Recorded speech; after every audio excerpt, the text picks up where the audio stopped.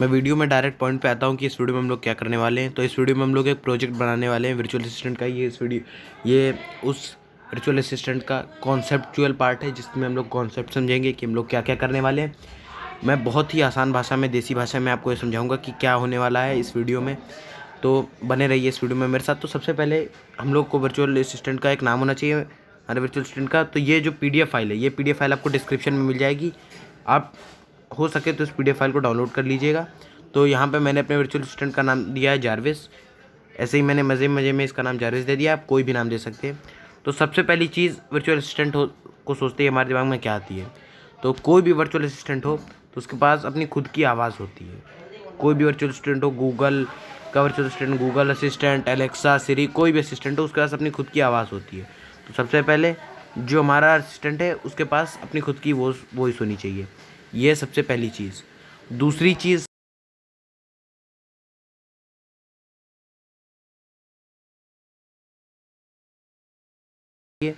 वो है पैकेजेस। अब ये पैकेजेस कौन से होंगे? पाइथन पैकेजेस होंगे। अगर आपको पाइथन का बेसिक ज्ञान नहीं है तो कोई भी यूट्यूब से ट्यूटोरियल उठा के देख लीजिए। पाइथन कोई रॉकेट साइंस नहीं है। आप एक हफ्ते में पाइथन को बहुत ही आसान तरीके से समझ जाएंगे।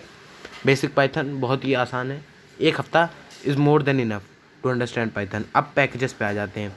पैकेजेस वाले पार्ट को आप ज़रूर देख लीजिए क्योंकि इसमें मैंने एक्सप्लेन किया है कि ऊपर जो दो चीज़ें मैंने बता दी कि इसके पास अपनी खुद की आवाज़ होनी चाहिए और ये हमारी कमांड कैसे समझेगा। ये सारी की सारी चीज़ें पैकेजेस, ये जो पैकेजेस वाला पार्ट है इसमें मैंने इंस्टॉल कैसे करनी है, सारी चीज़ें मैं आपको बताऊंगा।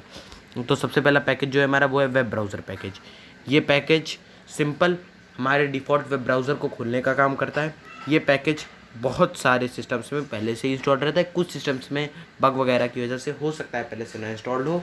तो पिप इंस्टॉल वेब ब्राउज़र कमांड को लगा के आप उसे इंस्टॉल कर सकते हैं। और अगर किसी को ये नहीं पता है कि पिप क्या होता है तो मेरा वीडियो देख लो कि पाइथन क्या है, पाइथन को कैसे इंस्टॉल करना है। ऊपर आई बटन पे नीचे दाएं बाएं कहीं ना कहीं उस वीडियो का लिंक आ रहा होगा। तो वेब ब्राउज़र मॉड्यूल मैंने आपको समझा दिया।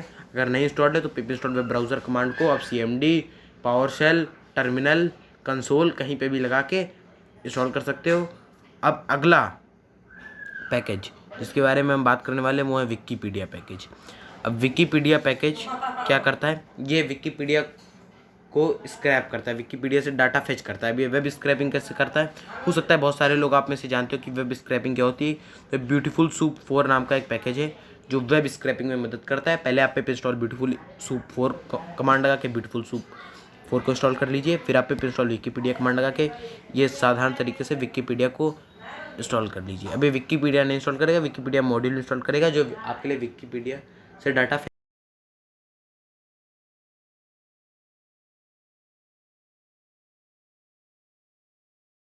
PyTTSX3। अब ये मॉड्यूल क्या करता है? हो सकता है आप में से बहुत सारे लोगों ने TTS सॉफ्टवेयर का नाम सुना हो। तो पाई का मतलब पाइथन, TTS का मतलब टेक्स्ट टू स्पीच। जैसे हमने टेक्स्ट उसको इनपुट में दिया कि हेलो, तो वो हेलो को स्पीक करेगा, हमारे लिए बोलेगा। अब एक चीज़ कैसे काम करती है? अगर आप माइक्रोसॉफ्ट विंडोज़ पे हैं तो आपको कोई भी टेंशन लेने की ज़रूरत नहीं। वहाँ पे SAPI 5 नाम का स्पीच API पहले से इंस्टॉल रह सकता वो होता है।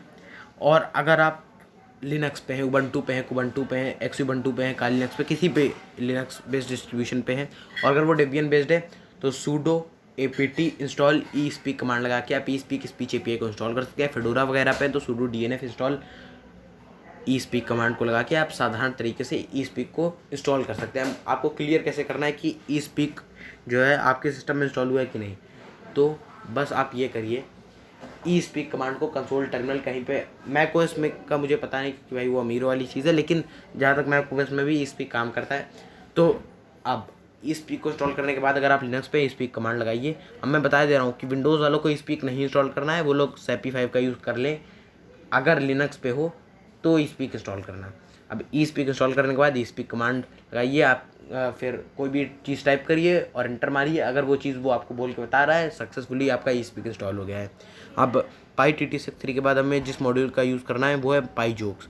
अब गूगल असिस्टेंट, सिरी और एलेक्सा ये सब जोक्स भी सुनाते हैं, तो उसी चीज़ के लिए हमको PyJokes का यूज़ करना है। मैं आपका ज़्यादा टाइम नहीं खाऊंगा, बस इतना ही इस मॉड्यूल के बारे में आपको आ जाए वो बहुत है।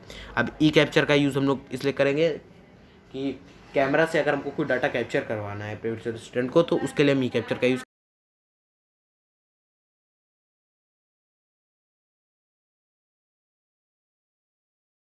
ब्यूटीफुल सूप 4 के बारे में मैं आपको बता चुका हूँ। ट्विलियो मॉड्यूल पे आ जाते हैं। ट्विलियो मॉड्यूल का यूज़ हम लोग व्हाट्सएप मैसेज वगैरह सेंड करने के लिए करेंगे। इसको इंस्टॉल करने के लिए पिप इंस्टॉल ट्विलियो कमांड लगा के आप बहुत ही सरल तरीके से इस मॉड्यूल को इंस्टॉल कर सकते हैं। अब रही बात SMTP लिंक की, तो जिन लोगों को SMTP के बारे में नहीं पता तो मैं उन लोग को बता दूं कि SMTP stand for simple mail transfer protocol, LIB stand for library. मैं तेज़ बोल रहा हूँ ताकि आपका ज़्यादा टाइम बर्बाद ना हो। ये भी बहुत सारे सिस्टम्स में पहले से इंस्टॉल रहता है। अगर आपके में नहीं इंस्टॉल्ड है तो आप पिप इंस्टॉल SMTP लिंक कमांड लगा के इसको बहुत ही आसानी से इंस्टॉल कर सकते हैं। तो एक बार मैं आपको ऊपर से रिकैप करा देता हूँ कि हम लोग एक वर्चुअल स्टूडेंट बनाने वाले हैं जिसका नाम मैंने जारविस रखा है। इसके लिए प्री रिक्विजिट यही है कि आपके सिस्टम में पाइथन इंस्टॉल होना चाहिए, आपको पाइथन का थोड़ा बेसिक ज्ञान होना चाहिए, और जो चीज़ इस वर्चुअल स्टूडेंट को पॉसिबल कर पा रही वो है कुछ पैकेजेस। इन पैकेजेस का नाम है web browser, Wikipedia, PyTTSX3, PyJox, CCapture, date time, beautiful soup 4, Twilio, SMTP link. ये कुछ चुनिंदा पैकेज है जिनका हम यूज़ करने वाले हैं, और ज़रूरी नहीं आप इतने फीचर्स ऐड करें। आप इसमें कुछ और भी पैकेजेस को यूज़ करके इसको और भी आगे ले जा सकते हैं। मैं एक बेसिक वो असिस्टेंट बनाने के लिए इन कुछ बेसिक पैकेजेस को यूज़ कर रहा हूँ। तो अगले वीडियो में हम लोग इस चीज़ का प्रैक्टिकल करेंगे, इस चीज़ को बनाएंगे। ये वीडियो एक कॉन्सेप्चुअल वीडियो था। इसमें आपको सारे के सारे कॉन्सेप्ट कैसे ये चीज़ काम करेगी वो समझ आ गए होंगे। होप कि आपको ये सारी चीज़ें समझ आई हों। अगर नहीं आएंगे तो एक बार आप वीडियो को थोड़ा पीछे करके देख लीजिए।